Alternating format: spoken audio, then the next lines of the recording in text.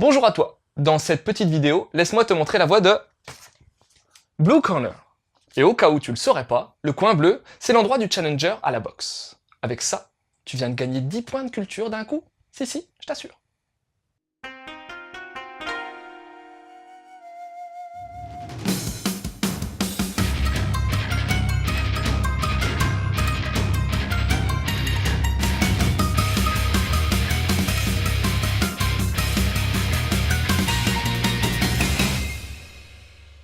Allez, on traîne pas.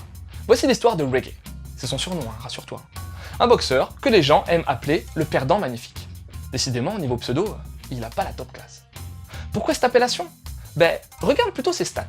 32 rencontres, 12 victoires, toutes par KO s'il te plaît, mais également 20 défaites.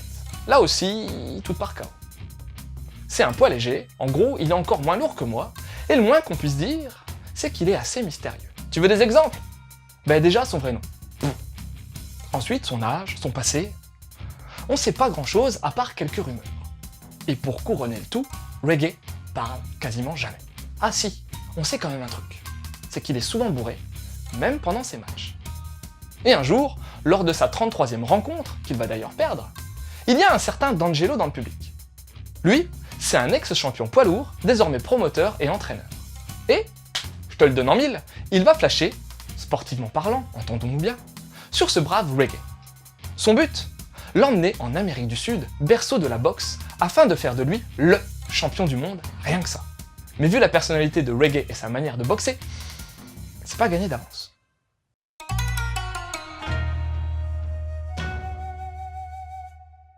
C'est le grand Taniguchi Jiro qui est au dessin. Alors je m'attendais à du costaud et, je vais te l'avouer, j'ai été un poil déçu par le trait. Je m'explique. Certains visages, notamment en début de volume, sont pas hyper aboutis. Les expressions sont surfaites et ça manque de détails, surtout venant de la part de Taniguchi. Bon, tu pourrais me dire que c'est parce qu'il s'agit de figurants, et t'as raison, mais quand même, ça m'a fait tiquer. Alors attention, malgré quelques errances par moment, le trait a quand même de la gueule le reste du temps, avec une forte intensité des ombres. Et ça, tu t'en rendras surtout compte lors des pleines pages ou des gros plans. Les décors sont assez fournis et assez variés. Japon, Amérique du Sud, Népal, les lieux varient et on le sent bien.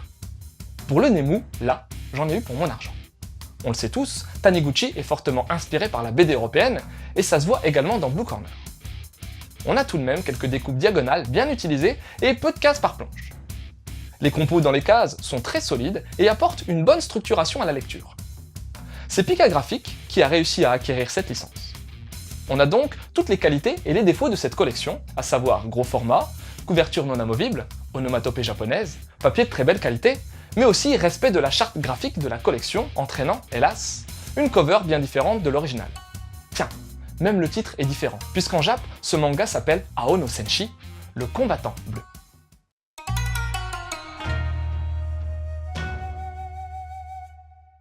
Bon, tu l'as compris, et si t'écoutais pas, je te le redis, et si t'as de la merde dans les oreilles, tu peux aussi mater le bandeau pub, mais c'est le merveilleux Taniguchi qui a dessiné ce manga en 1982.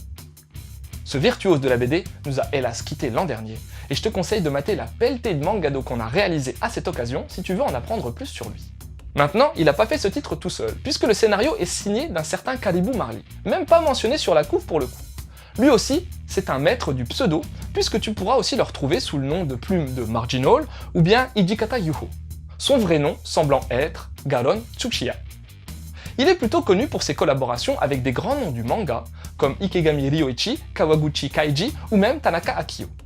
Il a également bossé sur Old Boy, titre avec une belle réputation. Et malheureusement aussi, Caribou Marley est décédé en début d'année 2018.